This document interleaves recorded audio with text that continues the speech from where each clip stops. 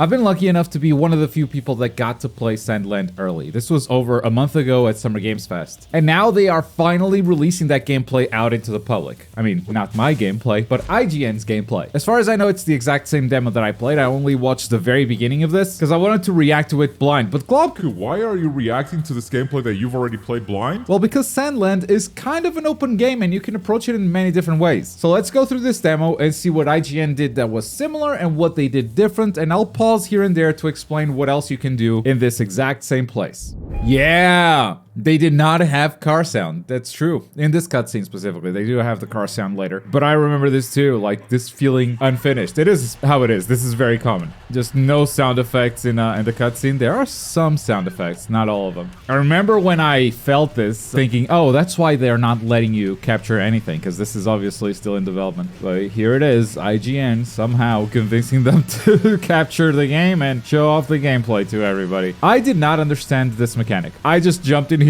I didn't know what was happening. I was trying to dodge the dragon on reaction and it was just not working out. I almost died. So much so that every time I dodged the dragon, I had two Japanese producers right next to me going, oh, every time I was succeeded. But yeah, after you understand the mechanic, it's pretty simple. So yeah, this scene goes on for a while. It is kind of one of those unique gameplay scenes that, you know, break up the monotony of the game. And I did ask them about this and they said, yeah, we have a lot more planned. And just like in the manga, they get rid of their resources to stop the dragon and escape. But now they're out of water, they're out of food, they're out of everything, and venturing into the desert.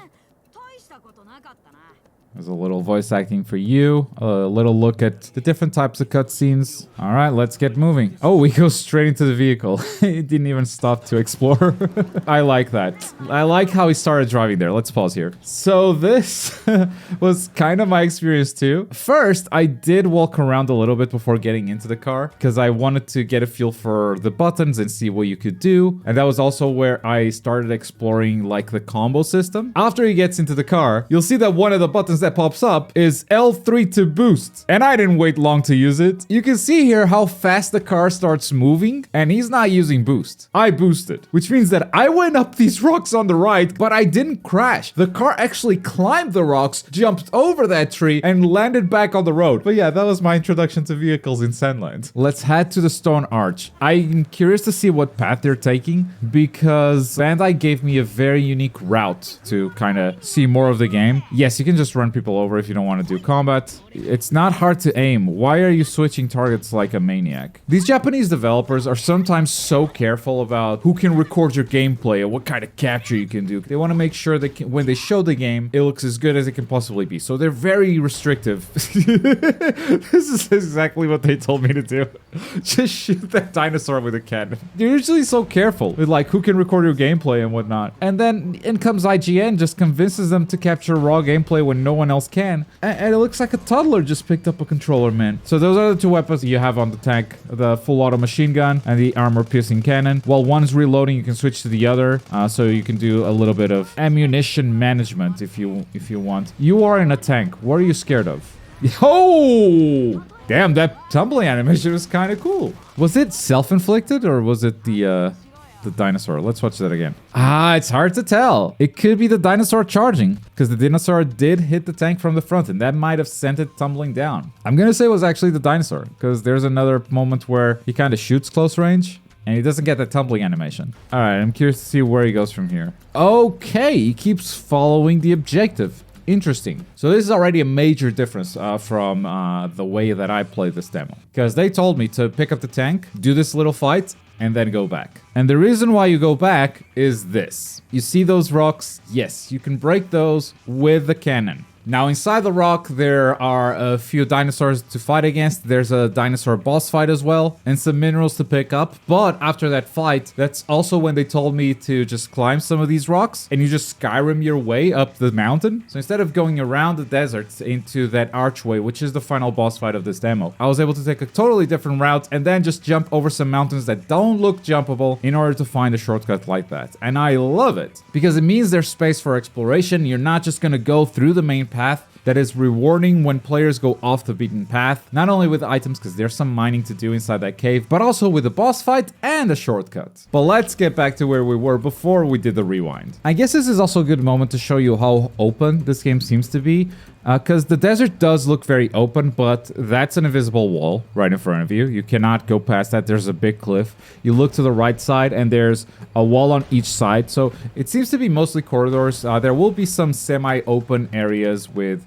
Really? You're gonna skip that fight? Okay. So if you watched my previous video on SandLand where I described this exact gameplay, I talked about taking on a group of level 5 enemies while I was still level 1, and that's that group right there on the left. There's 2 guys on foot and a guy on the walker. Now you can totally fight them on foot if you want, but the guy in the walker, he will be very good at running away from you, and he has a machine gun, I think? Or a cannon? Some sort of ranged weapon, and he's gonna shoot you with it. He's faster than you, so he can create the distance whenever he wants. It's very rough fighting these guys on foot, especially if you're under-leveled. But then I picked up the tank and it was easy. Just kind of showing the power of the tank, really. The tank is slow, but it's super powerful. You can even tackle higher level enemies with it. This is a vehicle that you'll be able to ride in a later point in the story, but that's not something you can just hijack from enemies. But the IGN guy decided to totally skip it. By the way, I probably jumped down about here from the mountain. So I was on top of this mountain and just jumped back down.